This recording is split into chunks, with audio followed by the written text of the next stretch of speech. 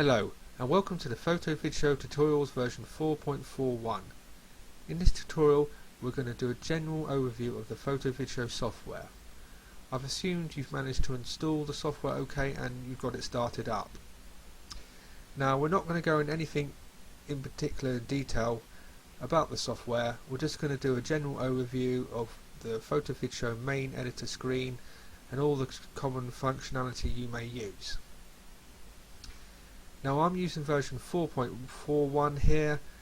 You may be using a slightly newer version or a slightly older version. I don't think it's going to make a lot of difference. If a much newer version of the software comes out and it looks very much different, I would update the videos accordingly. Also I'm using Windows 10 here, but you may be using Windows Vista or Windows 7 or Windows 8. It's going to look very much the same in any of those versions of Windows, so I'm using version 4.41 with Windows 10, but that should be okay for now to learn everything you need to know. When PhotoVidShow first starts up, it will normally present you with a select slideshow output window. There are three different output types for PhotoVidShow, and it depends what you want your slideshow to create.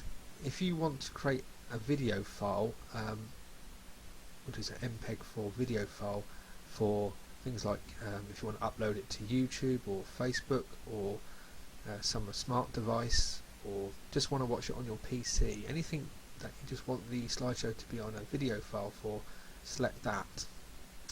If you want to create a DVD, a video DVD, select that output, and similarly if you want a Blu-ray disc, select that output. Now PhotoVidShow presents you with these three different options because the editor screen will look slightly different depending on what output type you want to select for. You can change it once in the editor in a minute, which I'll show you how to do. For this example we're going to create a DVD video. If you don't want this window to appear all the time, you can untick that. There is a way in the editor to set the default output type each time you start. We'll go through that later on, but for now we're just going to left click here for a DVD video disc because we want to create a photo DVD slideshow. Okay, this is what the PhotoVidShow main editor screen looks like for DVD video output. The first thing I'm going to quickly show you what to do is that if you want to read the user manual, perhaps you would rather read the user manual then the online videos, you can select the help icon here, or alternatively you can select help from the toolbar here and select help there. Now some people have said that when they select this help icon it doesn't always bring up the user manual. This can happen when it first starts up after installation, not always but sometimes. If it does happen to you, just close the software down and reload the software up again and then it should work. Alternatively, if you bring up a browser and go to photovidshow.com and select support and then user manual here, the identical user manual is also online, so you can read it through here, but I'm going to do online video tutorials of this all. The first thing you can see is that PhotoVidShow is split into three areas. You've got a preview window here. This is just to preview your slideshow or whatever you're working on will appear here. This would be the preview screen. The bottom section here is your storyboard. This is where all your photos and videos get added as a storyboard, one after another, and this helps you to build up your slideshow. So your slideshow images and video will be placed in here, and this includes background soundtrack, narration, anything like that will be placed in this window down here.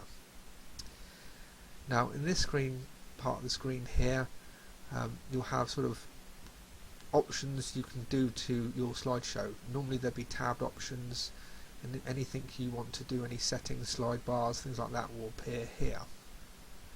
Now because we selected DVD video as our output type, the first thing you see in your preview window here is the DVD menu. This is the menu that's presented when you start your DVD up, and it'll also contain a list of all the slideshows in your DVD or your project files we created. We've only got to one slideshow which is automatically created for us. We're going to just stick to just one slideshow for our DVD. You can add multiple slideshows to your DVD, but for these tutorials we'll only stick to one. So the first thing we're going to do is to add some photos and video to our DVD slideshow. This can be done from the storyboard panel by left clicking on this icon here. So we left click on this and we have a list of photos and video. These are very just examples pictures. What you can do is you can individually select the photos you wish to add to your storyboard, or you can, if you hold down the control key, you can select multiple pictures at once, or if you left click the first one and hold down shift and select the last one, it will select them all, or you can left click and hold and do a rubber band type effect like that to select multiple photos and video. So we're going to open those at the moment. You can see, and it's now added them to our storyboard. Also, you can see from our DVD menu that it's placed a little thumbnail. So this is a thumbnail of our first slideshow. This thumbnail here represents our slideshow. So if we want to preview our slideshow, we use these icons here. This is play, stop, seek, go to start, or seek our slideshow. If I push play now, it will start playing our slideshow. PhotoVidShow automatically adds this pan and zoom effect. Some people don't want that. I'll show you in a minute how to get rid of that effect if you don't want it. I think it looks quite nice. It gives it nice motion and that. So we can, if we hold down the seek bar and move it, it will automatically let us seek to different parts of the slideshow. We have a video there. As you can see here, it also shows the time, the current time we're on our slideshow, and the total length of the slideshow. So we're in 41 seconds in the moment from a 2-minute 41-minute slideshow. It also shows that we've got 9 slides. Each one of these is a slide. Each photo or video is considered a slide on the storyboard. And we can stop that, or we can go to the start by selecting that button there. Now these icons at the left currently show that we're on a DVD video output, so these are for our DVD menu. We're not really going to play with these at the moment, but if you ever want to go back to the list of your slideshows on your DVD, you can click here, which is the disc menu button. So if I left click there, it goes back to the main DVD menu, and it also will show you all your slideshows on your DVD. Currently we only have one, which is this one here, and it's presented down here. Now if we wanted to change settings on our DVD menu, you can select these icons here. I won't go through them in details now, but you can select the background, the frame, you can change the style, the highlight buttons. And also if you wanted to add a new slideshow to your DVD, you'd select things like this. So you can see it's added a second slideshow to our DVD. We're only going to do one, so I'm going to right click on that and select delete just to remove it. Alternatively, you could select undo. That will undo any effects we've done. So the icons at the top here are for creating new. If I wanted to just start a new project, I would click on that. If I want to open a previously saved project, I would select on that. Or if I want to save my current project, I will click on that. Alternatively, you can hit Ctrl S, and that will let you save your project, which I'll do now. I'll call this project 3. You have undo and redo buttons here in case you make mistakes. As I said, I've shown you this, which is this is to go back to the disc menu, so you can list all your slideshows and the DVD menu itself. Now these 3 icons here are for the output you're going to create your slideshow for. At the moment I've got it set to DVD video. There are other options which we covered at the start of this tutorial. Video file. If I wanted to change my output type to video file, I'd select that, which I can do now. As you see, once I've done that, it's removed the DVD menu option because there are no DVD menus, and currently there are no tab options because video files have no menus. It's just creating a simple slideshow to a video file.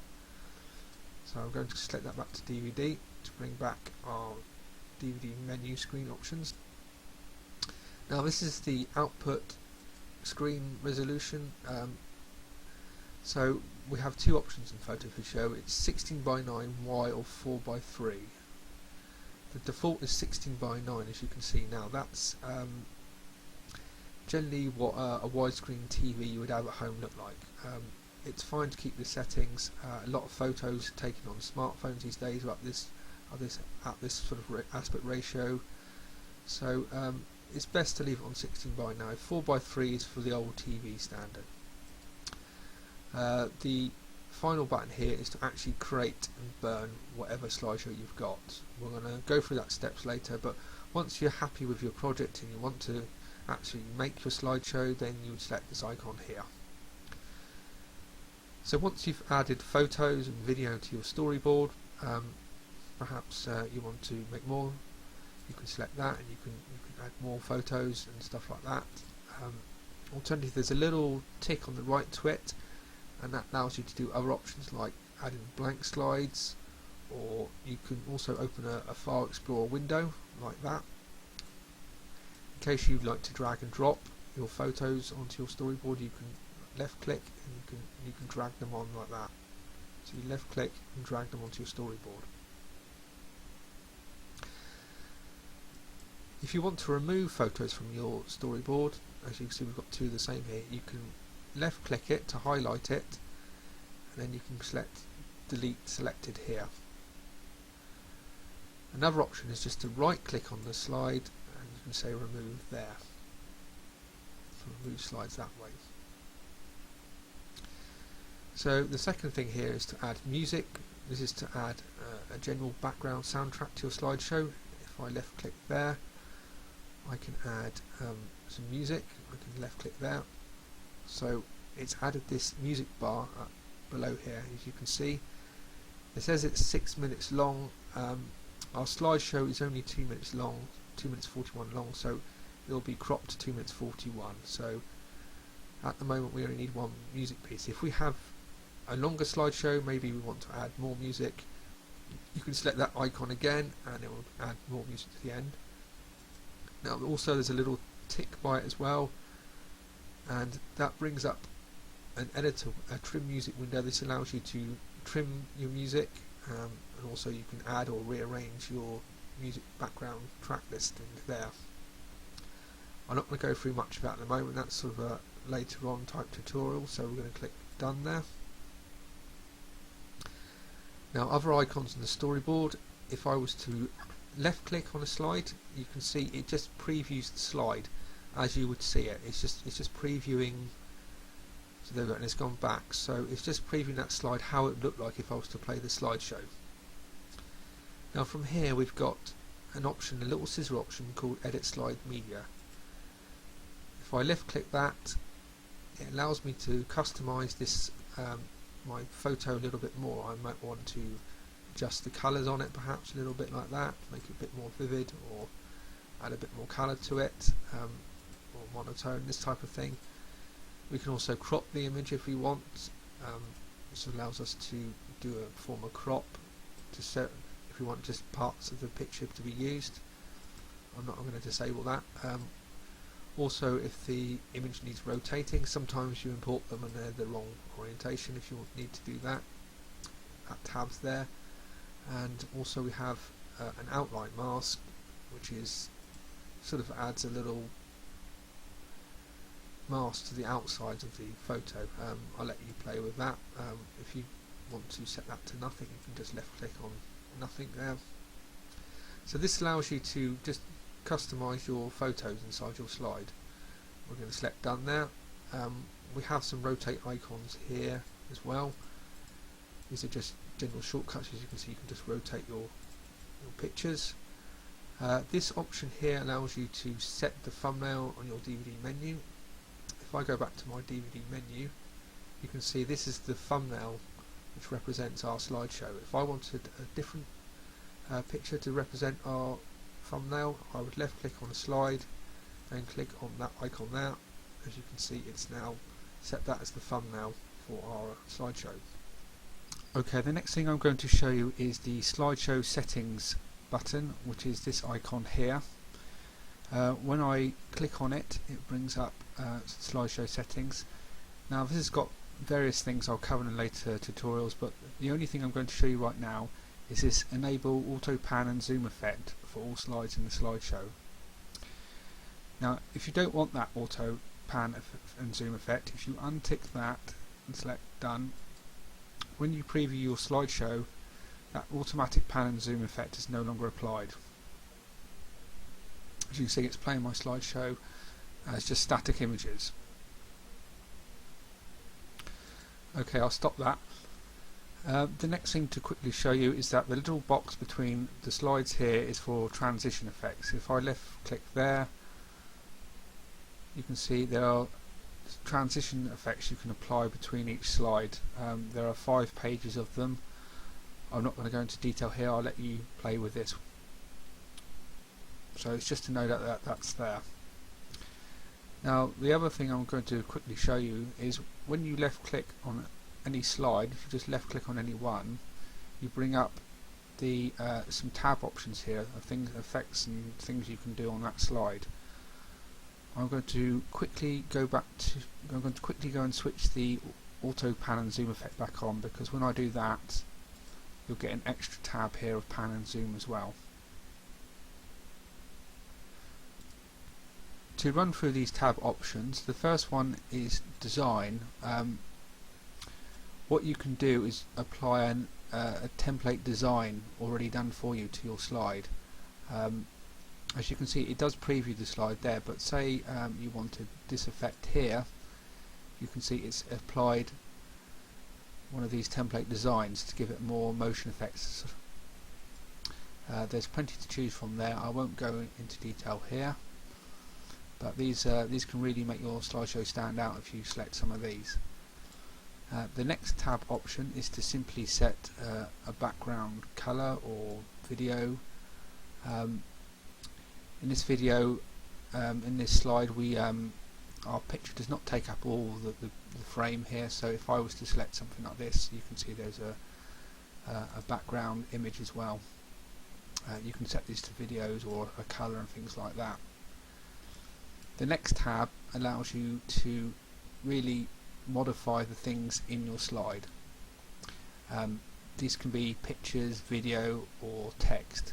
So with this tab highlighted, you can see I can now select things inside the slide. So here we go, we've got my picture here. Normally it will just default to full screen, but say I want to have a smaller version of it, or I want it slightly rotated, things like that.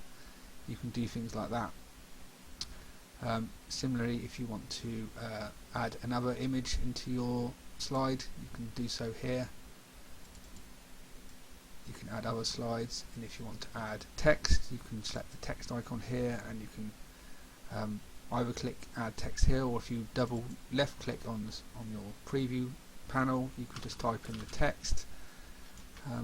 You can see I've just typed in some text. You can move that around. So this tab allows you to do this, sort of customize your slide a little bit more. You can also set motion effects to these things as well, and when you play them they're just static and don't move, but you can actually move them about and stuff like that. That's applied here. I won't go into that at the moment. So that's pretty much what I'm going to cover on this slide. In the next tab we have pan and zoom. This allows you to manually set the pan and zoom regions. By default, PhotoVidShow will automatically add a pan and zoom effect to your slide. If you don't like that effect, you can adjust it here manually. You can set start and end regions of your pan and zoom in, the different types, or you can just tell PhotoVidShow to pick another random one, or you can turn it off, things like that. I'll cover this in a later tutorial. The next tab is sort of filter effects. Say for example you want to add an old film effect to your slide, then you can select that. You can see it selects old film effects. There's lots here to choose from. Once you want to apply your filter, you add filter. You can have as many filters as you like, so you can have an old film effect, or you can add a monotone filter. You get the idea anyway. So the last tab here is just to add a border around your slide. There's just lots of ones here you can add. Ones which stand out are these sort of spotlight and vignette ones, like that add a nice sort of border to it here, as you can see. So I'll let you play with that. If you don't want it to constantly preview your slide, I recommend just leaving it on the text and images tab. There we go, because if it's a little bit slow on your PC, sometimes it's best to have that tab switched on so it's not constantly previewing your slide all the time. Once you're happy with your slideshow and you want to create it, it's this button here. It says create and burn. For video file output it will say something else. It allows you to save your project before it does that, and then you can go through the process of creating your photo DVD. Normally you can just leave it to the default settings and you select create and off it goes and creates it. Okay, I think that covers just a general overview of the PhotoVidShow software. As I said, I would go into a lot more detail on things later tutorials. This was just a general overview and feel of what the software can do. I hope you've learnt a lot today, and I'll see you soon for the next tutorial. Thanks a lot.